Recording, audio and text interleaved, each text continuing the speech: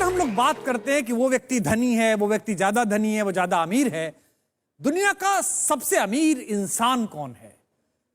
अगर बड़े बड़े सेठों के, दुनिया के बड़े बड़े सेठों की नेटवर्थ जोड़ने घटाने लगें तो भारतीय संस्कृति की दृष्टि से ऋषिकेश के गंगा तट पर टहल रहे उन सन्यासियों पर जाकर ठहरती है जो कामना के बंधनों से, इच्छा की जकड़न से एकदम मुक्त होकर ईश्वर के आसपास अमीरी ला बैठे हैं।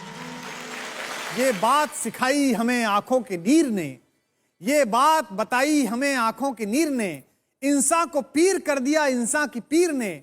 और चिड़ियों को चुगते देख रहा था कि अचानक हंसकर कटोरा फेंक दिया एक फकीर ने। वो कटोरा, वो कासा जो उसकी एकमात्र संपत्ति है, जिसमें आकर उसके जीवन का भोजन अंदर जाता है, जब फकीर ने देखा कि देने वाला तो चिड़िया की चोंच में ही दाना दे रहा है, तो उसने कहा फिर इस कटोरे से भी क्या मन लगाना, इसको भी क्या अपनी संपत्ति मानना। ये उठाकर फेंक देने की शक्ति कहां से आती है? आज की कथा उसी पवित्र शक्ति वैराग्य पर आधारित है, जिसके बल पर एक युवराज ने संसार के समस्त वैभव को ऐसे त्याग दिया कि वे एक पूज्य पुरुष हो गए। मैं आपको वो कथा सुनाता हूं जो 2500 साल पहले कपिलवस्तु में घटित हुई। कपिलवस्तु राज्य के महाराज शुद्धोधन की महारानी महामाया ने एक दिन बड़ा अजीब सा सपना देखा। वो एक कमलों से भरे तालाब में स्नान कर रही हैं, पास में हंसों के जोड़े तैर रहे हैं, महारानी कमर तक पानी में डूबी हुई हैं। उन्हें लगा कि एक सफेद हाथी उनकी तरफ आया और आगे बढ़कर उन्हें प्रणाम करके उनके गर्भ में समा गया। हमारे यहाँ आप जानते हैं कि स्वप्नों का अर्थ निकालने की भी परंपरा है। सुबह स्वप्न के विषय में जब उन्होंने महाराज को यह कहानी सुनाई, महाराज शुद्धोधन को, तो उन्होंने उस समय के 4 प्रकांड पंडित ज्योतिषियों को बुलाया और स्वप्न के सार पर चर्चा प्रारंभ हुई। 3 तो बोले कि महाराज ये तो बहुत ही शुभ है, इंद्र का जो वाहन है वो ऐरावत होता है, और महारानी ने एक सफेद हाथी को देखा तो निश्चित रूप से एक महान युवराज आने वाला है, यही संकेत है। 4था पंडित खामोश था। महाराज ने पूछा आप क्यों मौन हैं? पंडित जी बोले जी मेरी बुद्धि के मुताबिक थोड़ा सा स्वप्न अलग है।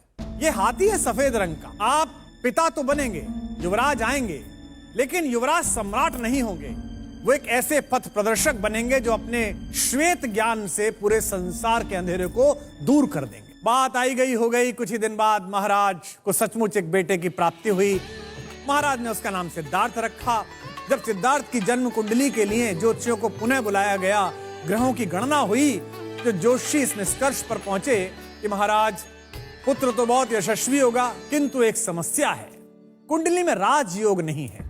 ज्योतिषी ने कहा राजयोग से आगे की चीज है, ये बड़ा होकर राजाओं का राजा यानी कि सन्यासी बनेगा। एक पिता का हृदय कचमचा गया। उन्होंने राज्य के सबसे बड़े ज्योतिषी को बुलाया और पूछा कि समाधान क्या है। ज्योतिषी बोला महाराज देखिए जो डेस्टिनी में है, नियति में है, वो तो टाला नहीं जा सकता। बच्चा जीवन के दुख देखने के बाद संन्यास लेगा, ये तय है। तो महाराज ने कहा ये तो बहुत अच्छा है, इस बच्चे को अपन दुख ही नहीं देखने देंगे।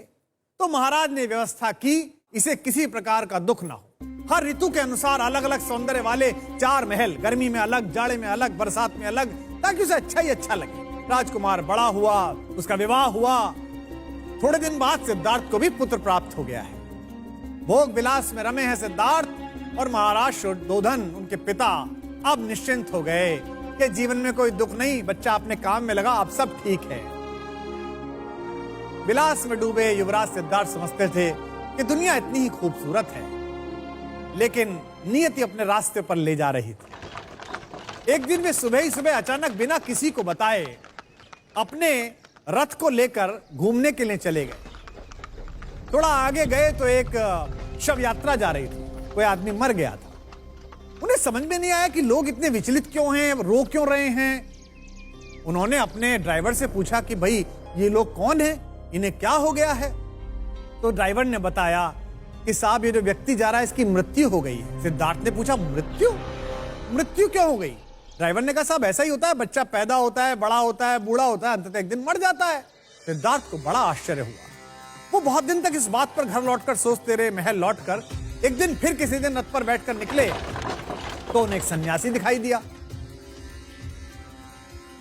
सन्यासी के चेहरे पर अपूर्व शांति थी। वैराग्य से आनंदित उस आकर्षक चेहरे को देखकर उन्होंने अपने साथ चल रहे लोगों से पूछा कि ये कौन है जो इतने आनंद में है, इतने प्रसन्न है, इनके पास तो कुछ भी नहीं है, केवल एक वस्त्र है। उनके ड्राइवर ने कहा, महाराज ये सन्यासी हैं और जो जीवन का सारा आकर्षण है उससे बहुत दूर निकल आए हैं। भौतिक सुख सुविधा इन्होंने त्याग दी है, क्योंकि इनके पास कुछ भी नहीं है, इसलिए इन्हें खोने का डर नहीं है और इसीलिए प्रसन्न है। सिद्धार्थ इन सब बातों पर विचार करते हुए फिर घर लौट आए, लेकिन तब तक डेस्टिनी उनके वैराग्य की भूमिका रच चुकी थी। उनका मन जीवन के उद्देश्य के बारे में सोचने लगा। एम ऑफ द लाइफ क्या है? और इस क्रम में उनके मन में एक सवाल उठा। उन्होंने उस सवाल पर विचार किया और मन ही मन एक योजना बनाई। आधी रात जब सारी दुनिया सो रही थी, जब पृथ्वी आधी अंधेरे आधे उजाले में थी, तब अपने मन के सारे आधे अधूरे संशय मिटाकर राजकुमार सिद्धार्थ दबे पांव बिस्तर से उठे।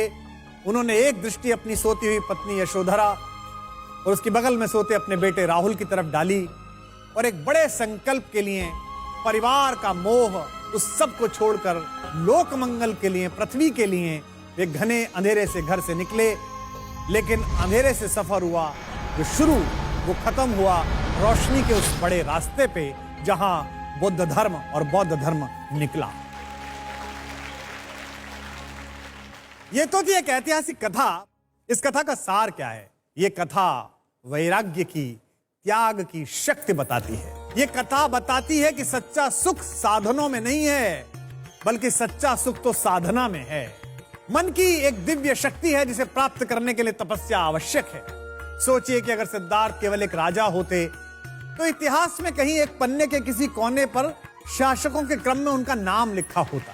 इसलिए यह सदा याद रखिए कि जीवन में सर्वश्रेष्ठ उपलब्धियां तभी प्राप्त होती हैं जब आप अपनी निजी सुविधा, असुविधा, प्रेम, इन सब के दायरों से ऊपर उठकर जगत के कल्याण के लिए, दुनिया को इस शांति से बाहर लाने के लिए कोई बड़ा संकल्प साधते हैं। तो आज की कथा केवल आपको यह सूचना देती है कि आपके पास जो है, जो आपने पाया है, उससे ज्यादा महत्वपूर्ण यह है कि जो आपने इस दुनिया को लौटाया है।